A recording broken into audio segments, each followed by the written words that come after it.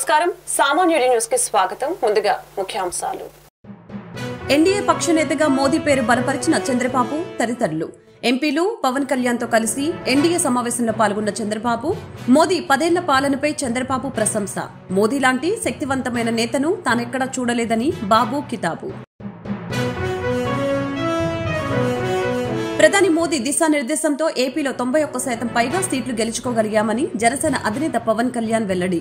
దేశానికి మోదీ ఒక స్ఫూర్తి అన్న పవన్, మోదీ వెనుక తామెంతా ఉన్నామని ప్రకటన.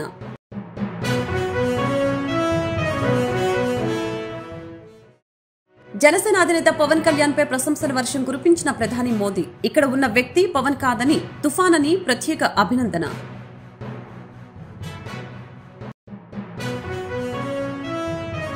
ఏపీ బెవరేజెస్ మాజీ మేనేజింగ్ డైరెక్టర్ వాసు దేవరెడ్డి నివాసంలో సిఐడి సోదాలు. మద్యం పాలసీ పేరిట దోపిడీ ఉందని పలు ఆరోపణలు. కీలక పత్రాలను స్వాధీనం చేసుకున్న సిఐడి అధికారులు. మోదీ నేతృత్వంలోని భారతదేశం గత 10 ఏళ్లలో ఎంతగానో అభివృద్ధి చెందిందని టీడీపీ అధినేత చంద్రబాబు కొనియాడారు. ఆయన నేతృత్వంలోనే భారతదేశం ప్రపంచంలోని 5వ అతిపెద్ద ఆర్థిక వ్యవస్థగా రూపుదిద్దుకుంటుందని ప్రశంసించారు. ఇప్పుడు వికసిత్ భారత్ ప్లాన్ 2047 పై ప్రణాళిక రూపొందించారని, వీటిని చేరుకుంటామని తాము పూర్తి విశ్వాసం వ్యక్తం చేశారు. ఢిల్లీలోని పార్లమెంటు సంవిధాన్ భవన్ లో జరుగుతున్న ఎన్డీఏ పార్లమెంటరీ పార్టీ సమావేశానికి తెలుగుదేశం పార్టీ అధ్యక్షుడు చంద్రబాబు హాజరయ్యారు. మోదీ అధ్యక్షతన జరిగిన ఈ సమావేశంలో ఎంపీలు పవన్ కళ్యాణ్ తో కలిసి చంద్రబాబు పాల్గొన్నారు. మోదీ పక్కన చంద్రబాబు, ఆ పక్కన నితీష్ కుమార్ కూర్చున్నారు. లోక్సభ పక్షనేతగా మోదీ పేరును చంద్రబాబు బలపరిచారు. అనంతరం లోక్సభలో ఎన్డీఏ పక్షనేతను ఎన్నుకునే ప్రక్రియను రాజ్నాథ్ సింగ్ శ్రీకారం చుట్టారు. ఎన్డీఏ పక్షనేతగా నరేంద్ర మోదీ పేరును లాంఛనంగా ప్రతిపాదించారు.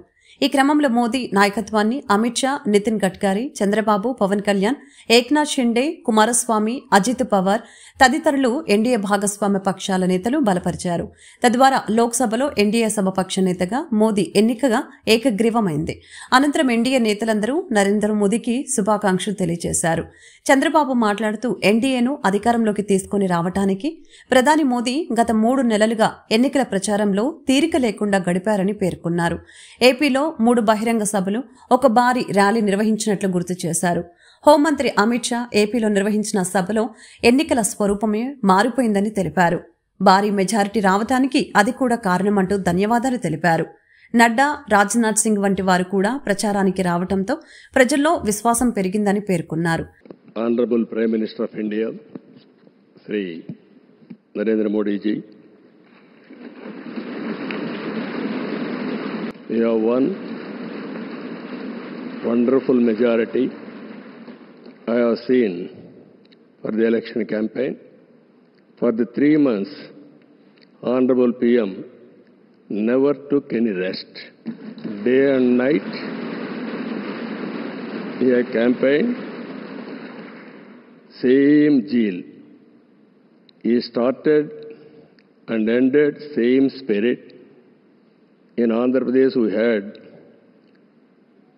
3 meetings, public meetings, 1 big rally. It had made a huge difference for winning the elections in Andhra Pradesh.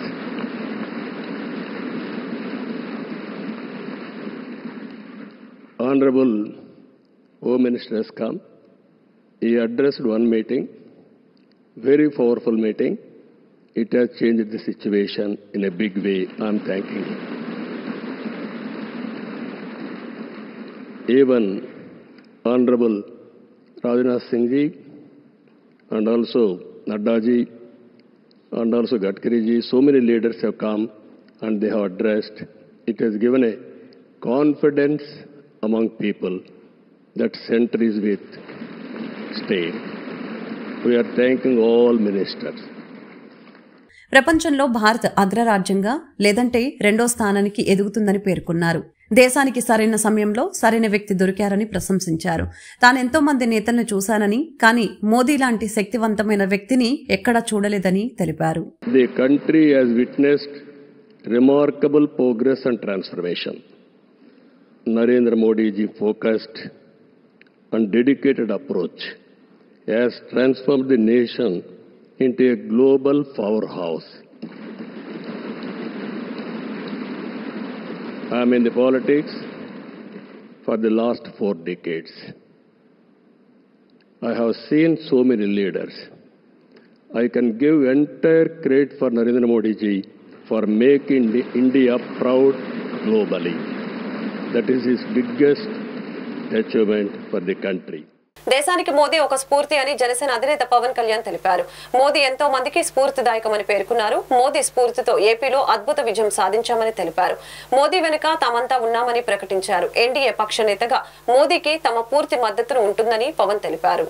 నేడు పార్లమెంట్లో జరిగిన ఎన్డీఏ పార్లమెంటరీ పార్టీ సమావేశంలో జనసేన అధినేత పవన్ కళ్యాణ్ మాట్లాడుతూ విజయనగరి నాయకుల బాట పనిచేసేందుకు సిద్దంగా ఉన్నామని తెలియజేశారు. కాశ్మీర్ నుంచి కన్యాకుమారి వరకు మోదీ స్ఫూర్తిగా నిలిచారని తెలియజేశారు.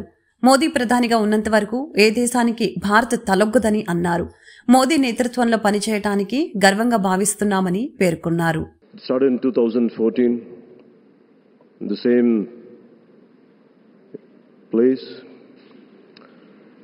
And Honorable Chandrababu Naidu just said, we're going to see Modi ji to rule this country for 15 years, and it's happening, sir. Chandrababu ji, your prophecy came true. Modi ji, you truly inspired the nation. As long as you are the Prime Minister of this country, our country will never bow down to anyone, sir. The mighty Himalayas will never bow down like that. Under your leadership, Bharat will never bow down. And we really take pride under your leadership, to work under your leadership, sir. We really take pride. And from Kashmir to Kanyakumari, Kamakya to Dwaraka, and you have inspired everyone, sir. You have inspired everyone. We all rally behind you. We all rally behind you. The way you have triggered us to serve the nation, the kind of patriotism you have instilled in us by your actions, by your words, by your deeds, and the kind of development you had shown us in the progress. And sir, Janasena అధినేత పవన్ కళ్యాణ్ పై ప్రధాని నరేంద్ర మోదీ ప్రశంసల వర్షం కురిపించారు. ఇక్కడ కూర్చున్న వ్యక్తి పవన్ కాదు, తుఫాన్ అని ప్రత్యేకంగా అభినందించారు. దక్షిణాది రాష్ట్రాల గురించి ప్రస్తావించిన సందర్భంగా ఏపీ నేతలను కొనియాడారు. పాత పార్లమెంటు భవన్లో ఎన్డీఏ ఎంపీల సమావేశం నిర్వహించారు. కూటమి లోక్సభ పక్ష నేతగా మోదీ పేరును బీజేపీ నేతలు అమిత్ షా, రాజ్నాథ్ సింగ్, నితిన్ గడ్కరీ ప్రతిపాదించారు. భాగస్వామ్య పార్టీలు దీనికి మద్దతు పలుకుతూ మోడీని ఏకగ్రీవంగా ఎన్నుకున్నట్లు ప్రకటించారు. ఈ సందర్భంగా మోదీ మాట్లాడుతూ ఏపీలో దక్కిన విజయం ప్రజల ఆకాంక్షలకు అద్దం పట్టిందని తెలిపారు. చంద్రబాబుతో కలిసి చారిత్రాత్మక విజయం సాధించామన్న ఆయన ఈ సమావేశంలోనూ పవన్ను ప్రత్యేకంగా అభినందించారు. हमारा ये अलायंस सच्चे अर्थ में भारत की असली जो स्पिरिट है, जो भारत का आत्मा है, भारत की जड़ों में जो रचा बसा है, उसका एक अर्थ में प्रतिबिंब है.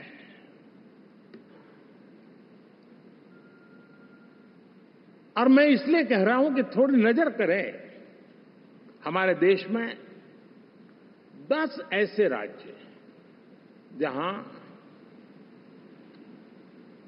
हमारे आदिवासी बंधुओं की संख्या प्रभावी रूप से है, निर्णायक रूप से है, जहां इस आबादी आदिवासियों की ज्यादा है. ऐसे 10 राज्यों में से 7 राज्यों में एनडीए सेवा कर रहा है.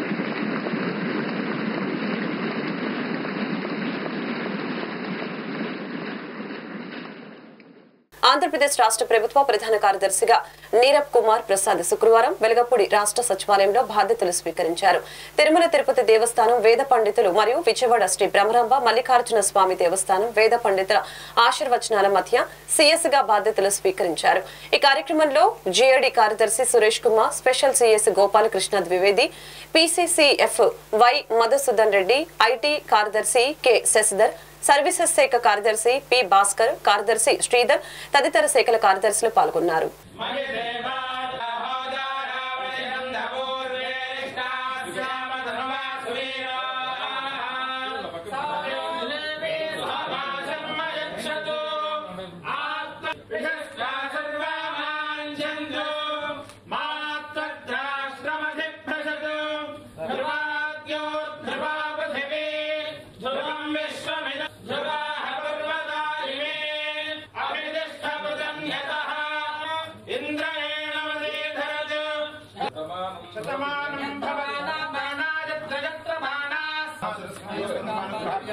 I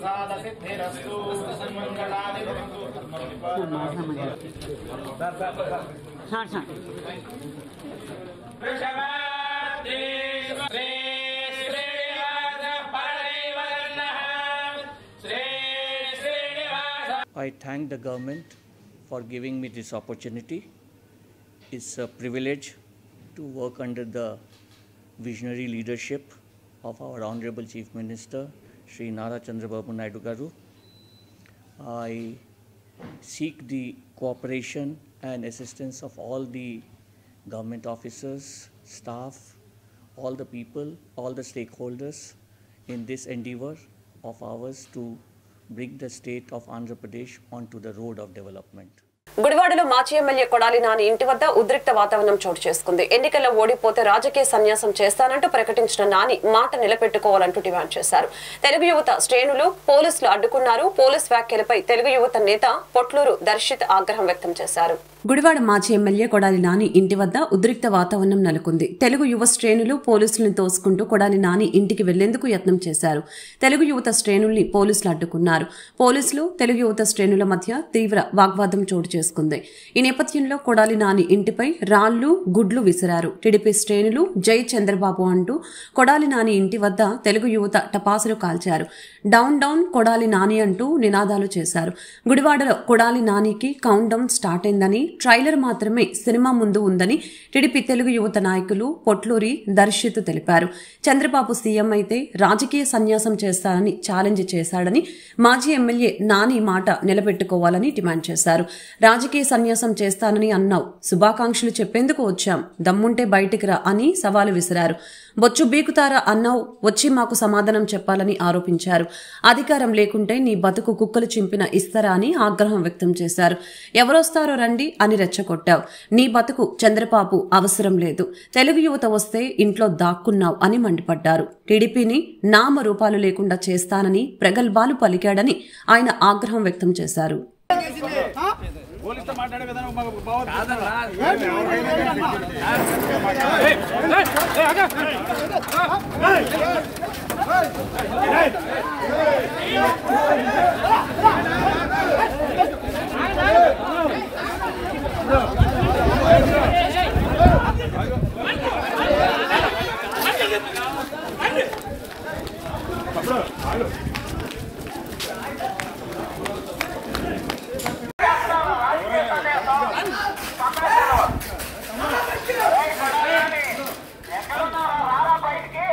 ఎప్పుడు చేస్తున్నారు రాజకీయ సన్యాసం?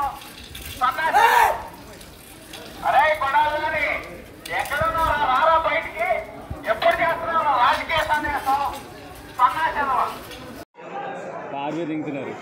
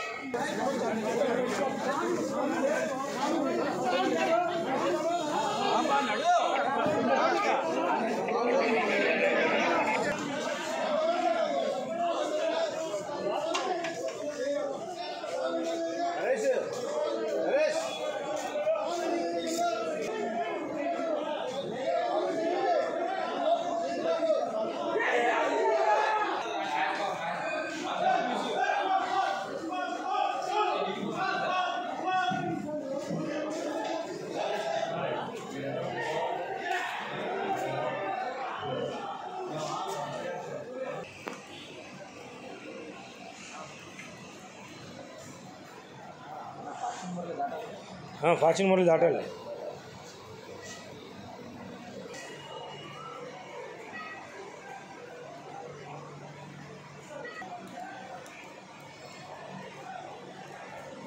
రాష్ట్రంలో వైఎస్ఆర్సీపీ సానుభూత పరులని లక్ష్యంగా టీడీపీ దాడులు జరుపుతుందని వైఎస్ఆర్సీపీ నేత మాజీ మంత్రి పేర్ని నాని అన్నారు. వైఎస్ఆర్సీపీ సానుభూతి పరులే టార్గెట్ గా టీడీపీ దాడులు జరిగిందని తెలిపారు.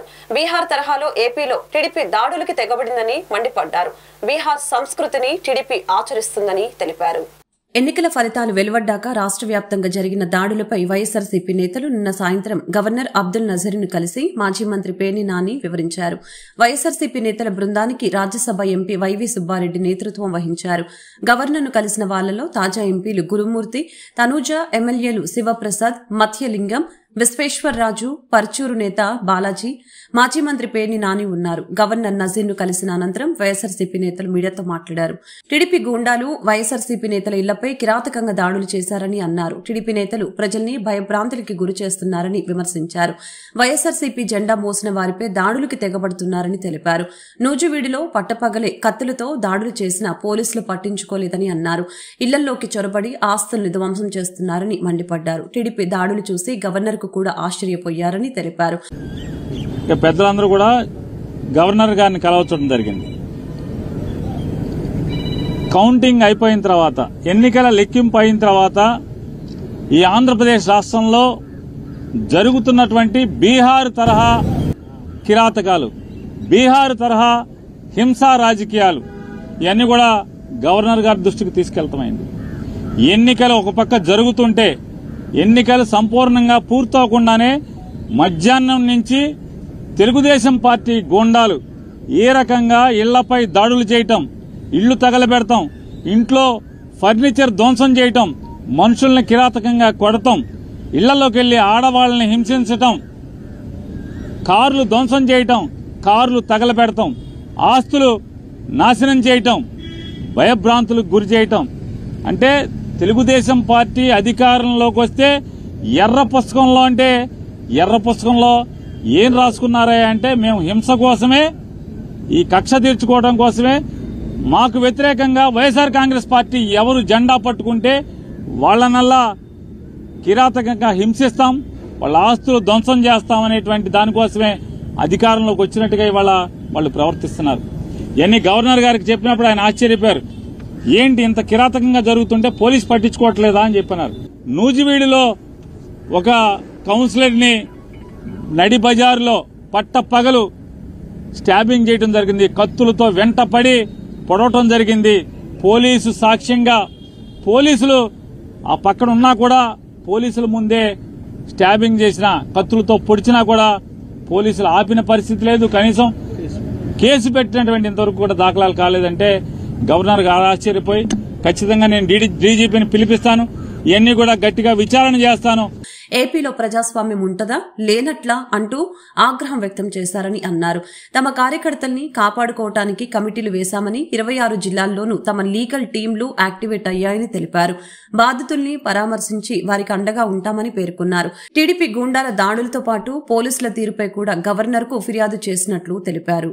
గెలుపోవటంలు అనేవి సహజంగా ఉంటాయి, కానీ ఈ రకంగా కిరాతకం, ఈ రకంగా హింసా ప్రవృత్తి, ఈ రకంగా విధ్వంస ధోరణి అనేది చేస్తే ఇంక ప్రభుత్వం ఎలా ఉన్నట్టా లేనట్టా, ఇది డెమోక్రసీ కదా అని చెప్పి ఆయన చెప్పడం జరిగింది. ఆయన కూడా సోదాహరణంగా వివరించాం. మేము కూడా మా కార్యకర్తలను కాపాడుకోవడం కోసం 26 జిల్లాల్లో మాజీ మంత్రులతో, ఎమ్మెల్యేలతో, ఎమ్మెల్సీలతో, వీళ్ళందరితో కూడా 26 జిల్లాల్లో కమిటీలు ఏర్పాటు చేయడం జరుగుతుంది. ఈ కమిటీలందరూ కూడా ఎక్కడెక్కడ తెలుగుదేశం ఈ కూటమి నాయకులందరూ కూడా ధ్వంసరచన చేసి ధ్వంసం చేస్తున్నారో, హింసాకాండ చేస్తున్నారో అక్కడ వైఎస్ఆర్ కాంగ్రెస్ పార్టీని వెళ్లటం, వాళ్ళని పరామర్శించడం, అక్కడ వీడియోలు, ఫోటోలు మొత్తం తీసుకుని అక్కడ ఉన్న ఎస్పీని కలవటం, మీడియా ద్వారా ప్రపంచానికి తెలుగుదేశం పార్టీ కూటమి నాయకులందరూ కూడా ఎంత ధ్వంసం చేస్తున్నారో, హింస చేస్తున్నారో, మారణకాండ చేస్తున్నారో అదంతా కూడా ప్రపంచానికి చెప్పే కార్యక్రమాన్ని, మా కార్యకర్తల్ని కాపాడుకునేదానికి, మా కార్యకర్తలకు అండగా ఉండేదానికి ఈ రోజు జగన్మోహన్ రెడ్డి గారు కమిటీలు వేశారు. ఏపీ బెవరేజెస్ మాజీ మేనేజింగ్ డైరెక్టర్ వాసుదేవరెడ్డి నివాసంలో సిఐడి సోదాలు నిర్వహించింది.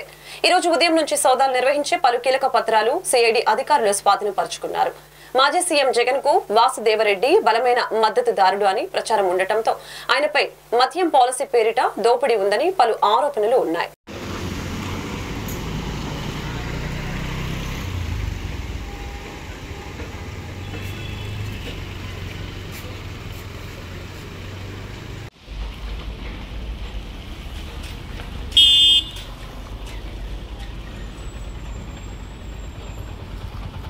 5 సంవత్సరాల వైకాపా పాలన మీద ప్రత్యేక విచారణ చేయాలని, విచారణ కోసం ప్రత్యేక మంత్రిత్వ శాఖను ఏర్పాటు చేసి ఆ శాఖకు దళితుడిని మంత్రిగా నియమించాలని అమరావతి బహుజన ఐకాస అధ్యక్షులు పోతుల బాలకోటయ్య నూతన ప్రభుత్వానికి విజ్ఞప్తి చేశారు. రాజధాని అమరావతి నిర్మాణం చేసి రక్షణ కల్పించాలని, అమరావతి రాజధాని అని దేశ ప్రజలకు చాటి చెప్పాలని నూతన ప్రభుత్వాన్ని కోరారు. మాజీ ముఖ్యమంత్రి జగనే తన రాక్షస పాలన ద్వారా కనీవిని ఎరుగని విధంగా కూటమికి విజయం వరించేలా చేశారని బాలకోటయ్య తెలిపారు. శుక్రవారం గాంధీనగర్ ప్రెస్ క్లబ్లో మీడియా సమావేశంలో ఆయన మాట్లాడారు. ప్రజలు, ఉద్యమకారులు అనుకున్న దానికంటే ఊహించిన రీతిలో కూటమి అత్యధిక మెజారిటీతో గెలుపొందిందని, దేశంలో 4వ అతిపెద్ద పార్టీగా తెలుగుదేశం పార్టీ అవతరించిందని, దీంతో కేంద్రంలో కూడా కీలక బాధ్యతలు చేపట్టే పరిస్థితి వచ్చిందని తెలిపారు. సీతమ్మ కన్నీరు పెడితే రావణలంక భస్మమైన విధంగా జగన్ కోట ప్రజల ఆగ్రహ జ్వాలాల్లో కాలిపోయిందని, ఆంధ్ర రాష్ట్రంలో ఉద్యమించిన ఉద్యమ శక్తులకు ఈ విజయం అంకితం చేయాలని తెలిపారు. ఈ కార్యక్రమంలో పాల్గొన్న అమరావతి మహిళా రైతు నాయకులు కొమ్మినేని వరలక్ష్మి మాట్లాడుతూ ప్రజలు కోరుకున్న విధంగా రాక్షస పాలన పోయి రామరాజ్యం వచ్చిందని, చంద్రబాబు పాలన ఏపీకి ఊరట కలిగిస్తుందని, రాష్ట్రంలో అభివృద్ధి పరుగులు తీస్తుందని, అమరావతి రాజధాని నిర్మాణం జరుగుతుందని ఆశాభావం వ్యక్తం చేశారు. ఈ కార్యక్రమంలో రెల్లి సంక్షేమ సంఘం నాయకులు సిరంశెట్టి, నాగేంద్రరావు తదితరులు పాల్గొన్నారు. కాబట్టి ఇప్పుడు తక్షణం అమరావతినే చాలా దేదీప్యమానంగా చేయాల్సిన బాధ్యత ప్రభుత్వం మీద ఉంది. రెండోది ఏంటంటే, ఇదిగోండి నేను చెప్పినట్టుగా ఆంధ్రప్రదేశ్లో 36 అసెంబ్లీ నియోజకవర్గాల్లో 33 అసెంబ్లీ నియోజకవర్గాలు ఓటమి ప్రభుత్వానికి రావడానికి ప్రధానమైన కారణం మేము పిడికిన ఆత్మగౌరవం కోసం అని చెప్పి వీ కాంట్ బ్రీత్, మాకు ఊపిరాటం లేని రాష్ట్ర వ్యాప్తంగా నేనే నా మిత్రులతో 13 జిల్లాలు పర్యటించాం. ఇలా సభలు పెట్టాం, అరిచి దళితుల్లో చైతన్యం నింపాం. నాకెక్కడి నుంచో కందుకూరు నుంచి, జమ్మలమడుగు నుంచి, విశాఖపట్నం నుంచి మా దళిత సోదరులు కూటమి పార్టీని గెలిపించడం కోసం వైసీపీ పార్టీలో ఉన్న కార్యకర్తలు కూడా మారి ఓట్లేసి, ఎందుకంటే వీళ్ళ యొక్క ఆత్మను శాంతించడం కోసం ఇలా కష్టపడ్డాం. ఇవన్నీ కూడా రాష్ట్ర ప్రజలకు తెలుసు, పోరాట నాయకులకు తెలుసు. కాబట్టి ఇంత శ్రమించిన ఫలితంగానే ఒక మంచి విజయావకాశం వచ్చింది. తప్పనిసరిగా ఈ అన్ని అంశాలను కూడా చంద్రబాబు నాయుడు గారు దృష్టిలో పెట్టుకొని ఒక మంచి సుపరిపాలన అందిస్తారని చెప్పేసి.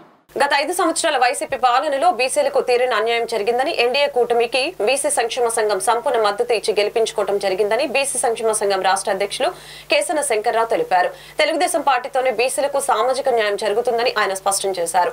మంగళగిరి బైపాస్ రోడ్లోని బీసీ సంక్షేమ సంఘం కార్యాలయంలో కూటమి గెలుపుపై 140 కుల సంఘాల రాష్ట్ర అధ్యక్షులు, 20 బీసీ సంఘాల రాష్ట్ర అధ్యక్షులు పాల్గొని ముందుగా కేక్ కట్ చేసి స్వీట్లు పంచి సంబరాలు చేసుకున్నారు. కూటమి గెలుపుకి కృషి చేసిన బీసీ సంక్షేమ సంఘం శ్రేణులకు అభినందనలు తెలిపారు.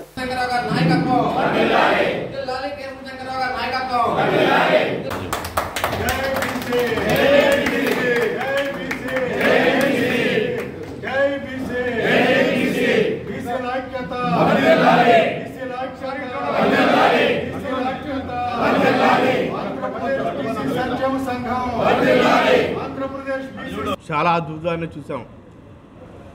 ఎందుకంటే రాష్ట్రంలో 151 సీట్లు ఇచ్చిన వైసీపీ పార్టీని ఇంతకన్నా మెజార్టీ రాదు అని చెప్పిన ప్రజలు అంతకు మించి ఘన విజయాన్ని కూటమికి అప్పచెప్పి, మరి రాష్ట్రంలో బీసీ సంక్షేమ సంఘం మా రాష్ట్ర అధ్యక్షుల వారు కేసన శంకర్రావు గారి నాయకత్వంలో కూటమికి మద్దతు ఇచ్చి ప్రతి ఒక్క నియోజకవర్గంలో కూడా బీసీలని బలోపేతం చేసుకుంటూ, మనం కూటమికి ఎందుకు ఓటేయాలి, కూటమి గెలిస్తే మన బీసీలకు వచ్చే ప్రయోజనాలు ఇవన్నీ వివరించుకుంటూ తిరిగి మేము వన్ సైడ్గా బీసీ సంక్షేమ సంఘం కూటమిని గెలిపించుకోవడం జరిగింది. ఈ విజయంలో మా బీసీ సంక్షేమ సంఘం పాత్ర ఎంతో గొప్పది. వైసీపీ ఓడిపోవడానికి కారణం కూడా బీసీ సామాజిక వర్గాలు. మరి మనందరికీ తెలుసు, అమర్నాథ్ గౌడ్ అతి దారుణంగా కిరాతకంగా చంపడం కానివ్వండి, మరి మా చేనేత వస్త్రాలకు సంబంధించిన నేతన్నను మరి ఆలయ సిల్క్స్లో బంధించి బట్టలొప్పు తీసి కొట్టడం, ఎన్నో దారుణాలు. వీటన్నిటి వల్లే ప్రజలు ఎప్పుడు కూడా ధైర్యంగా మాట్లాడలేకపోయినా ఓటుతో బుద్ధి చెప్తారనేది ఇది ఒక నిదర్శనం. ఛత్తీస్గఢ్ రాష్ట్రం దండకారణ్యంలో మరోమారు బాంబుల మోతతో దద్దరిల్లింది. నారాయణపూర్ జిల్లా సిఆర్పీఎఫ్ క్యాంపుపై మావోయిస్టులు దాడి చేశారు. రాకెట్ లాంచర్లతో ఒక్కసారిగా మావోయిస్టులు విరుచుకుపడ్డారు. దాడికి ప్రతిదాడిగా భద్రతా బలగాలు ఎదురు దాడికి దిగాయి. ఇందులో ఇద్దరు పోలీసులకి తీవ్ర గాయాలు అయ్యాయి.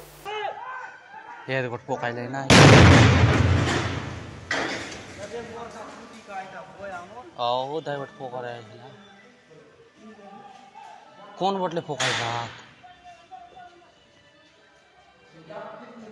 हाँ काश तान छेदा होइला अदई डोबा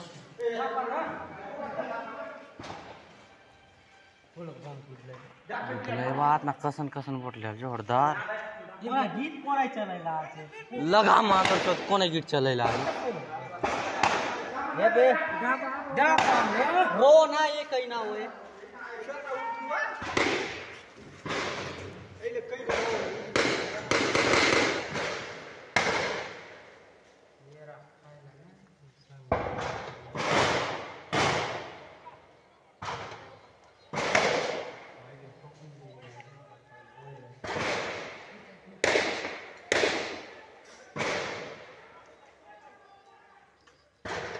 वीडियो ना करना तू और सर गांड के बेईमान मोरता बाबू इच्ची घोड़े घोड़े सर बुद्धि रहे हां ले जी की पाटा फूट रहे ना तो साइड डोबा मन खाना होइला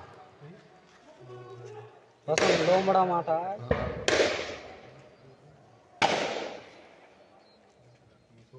पाइला ना ताके खाइला सुराया गड़ी वाला ना ब्यूटीफुल चिले गुदले बा ब्यूटी दापा अदरे पोराय बारे ना नले हीरो अदरे नानी कर पारे पोया पूजी मोरू अदरे निकल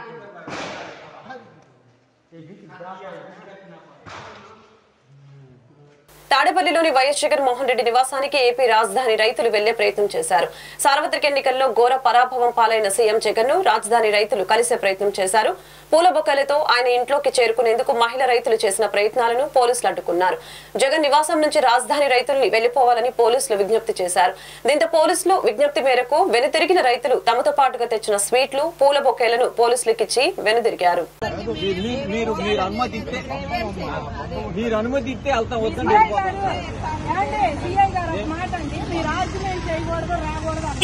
ముఖ్యమంత్రిగా ఉన్నప్పుడు అసలు మమ్మల్ని అంటుకోవాలని ఆపేశారు. కనీసం ఆయన ఎమ్మెల్యే అయినా కూడా మాకు కనీసం ఆయన చూసేది లేదండి. అసలు ఎవనాడని వచ్చాడు మా దగ్గర. కనీసం ఇప్పుడన్నా చూద్దాం. ఆయన చూసి అమరావతి రైతులుగా వచ్చాము, సంతోషంగా వచ్చాము.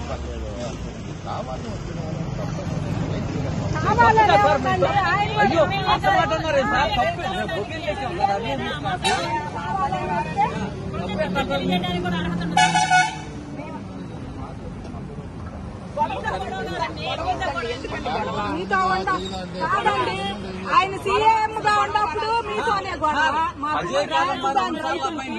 ఎమ్మెల్యేగా ఉన్నప్పుడు మీతోనే గొడవ. అజయ్ కలం గారిని అడిగా, అజయ్ కలం గారు ఉండేది నేను ఒకే అపార్ట్మెంట్ ఒకే ప్లాట్లు నేను అడిగి ఇస్తానన్నాడు. సాయంత్రం వరకు కూర్చోబెట్టాడు.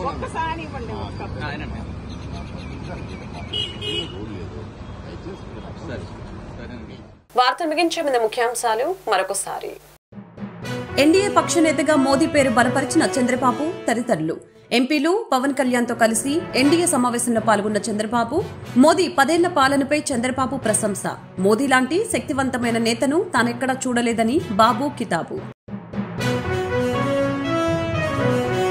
ప్రధాని మోదీ దిశానిర్దేశంతో ఏపీలో 91% పైగా సీట్లు గెలుచుకోగలిగామని జనసేన అధినేత పవన్ కళ్యాణ్ వెల్లడి. దేశానికి మోదీ ఒక స్ఫూర్తి అన్న పవన్, మోదీ వెనుక తామెంతా ఉన్నామని ప్రకటన.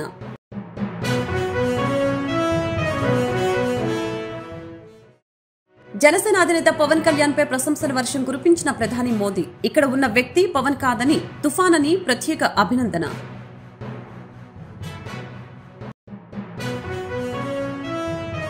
ఏపీ బ్యావరేజెస్ మాజీ మేనేజింగ్ డైరెక్టర్ వాసు దేవరెడ్డి నివాసంలో సిఐడి సోదాలు.